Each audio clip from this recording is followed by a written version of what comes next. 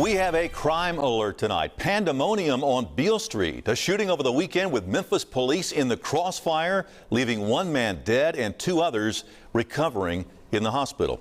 Now, no police officers were injured, but the incident has left many with security concerns as the street will soon see these large crowds for the Grizzlies NBA playoff run and as we enter the spring and summer months of tourist season.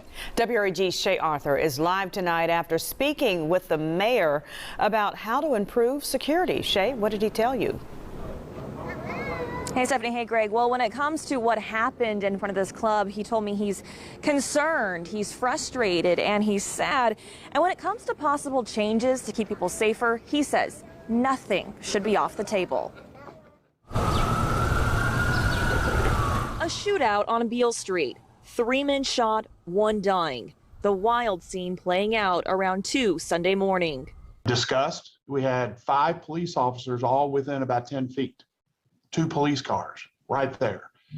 And it didn't deter these young men at all. Memphis Mayor Jim Strickland says he plans to meet with Police Chief C.J. Davis and the Downtown Memphis Commission president to review safety policies. Over the weekend, the DMC's president released a statement saying Beale Street is one of the only entertainment districts to wand an ID during high traffic times. We asked the DMC if wanding or IDing had happened on the street before the shooting and what constitutes as high traffic. A spokesperson with the organization did not answer our questions, but said they would have answers for us soon. Strickland pointed out the time of the shooting, after 2 in the morning. He said programs like the former Beale Street Bucks initiative, paying to get on the street, was successful in combating crime. I'm advocating for the restoration of that program or something very similar to that. I think all options are going to be on the table. He also questioned how late some clubs stay open. So you say it shouldn't be off the table to maybe talk about some of these clubs closing a little bit earlier, have the discussion. I think so. I mean, and I'm not talking about just for this week. I'm talking about long term.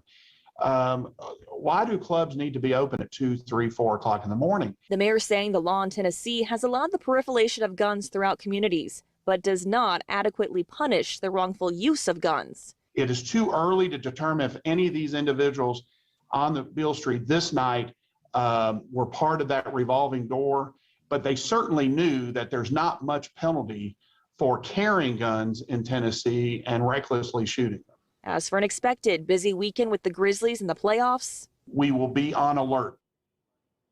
Of course, it's something we are pushing for answers tonight. And Stephanie, Gregg, you heard the mayor there.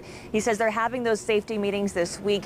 He says we could have some answers about potential changes later this week. Of course, we will keep you posted. We're live downtown tonight. Shay Arthur, WREG News Channel 3. All right, the sooner the better. Shay, thanks.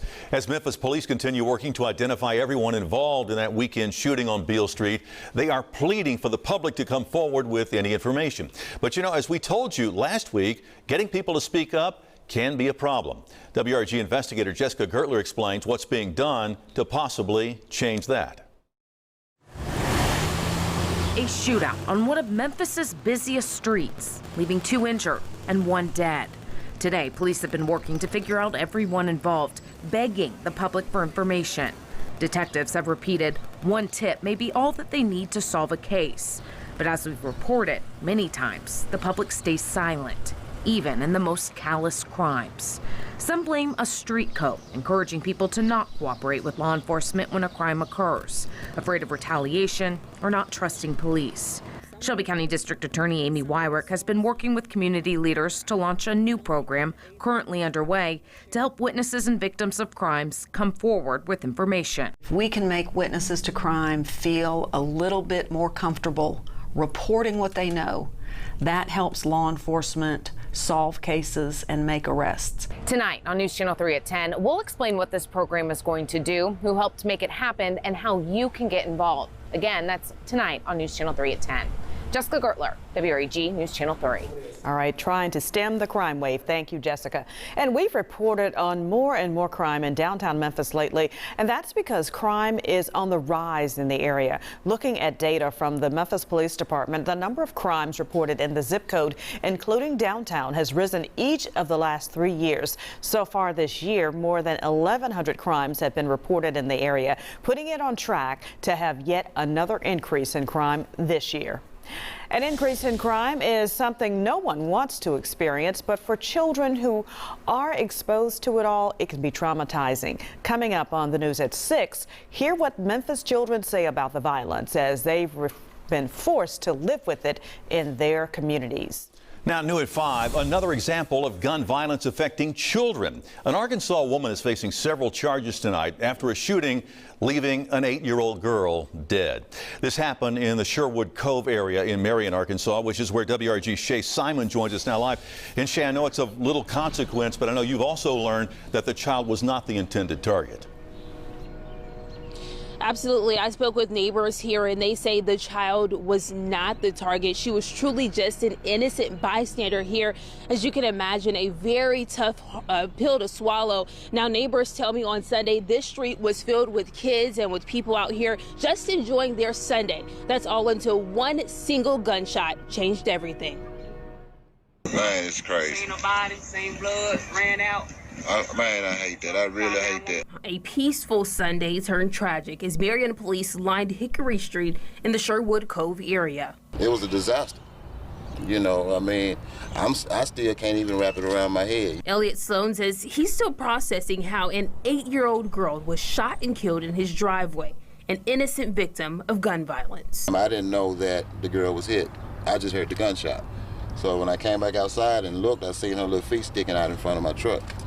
And when I walked around my truck, yeah, she was laying on the concrete, you know, in a bad position.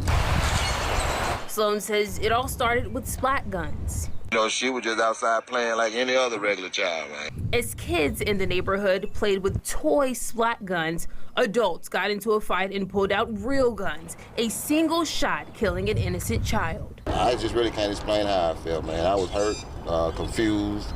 Panicking and some more stuff. Marion police say 24-year-old Shanteria Montgomery is now behind bars, charged with murder, first degree, terroristic act, and tampering with physical evidence. I've never seen nothing like that before in my life. You know, I've seen it on the news, seen it on TV, but I never witnessed it. Now, we're told Montgomery was seen in court this morning. Right now, Marion police say this case is still an ongoing investigation. In Marion, Shay Simon, WREG News Channel 3. Such a tragedy. Thank you, Shay. And now to the latest on the coronavirus. The number of active COVID-19 cases continues to rise in Shelby County. The health department says 282 people are currently infected with the virus. That's up by more than 50 in the last week. The average number of daily cases reported in the last 7 days is now 23. That's down from 36 1 week ago. Coming up, a mother fighting for justice after the murder of her son leaves her life in shambles. Now she's asking for help from the public to find the killer. How you can help police in the investigation next in tonight's Manhunt Monday. The #1 5 p.m. newscast, WREG News Channel 3.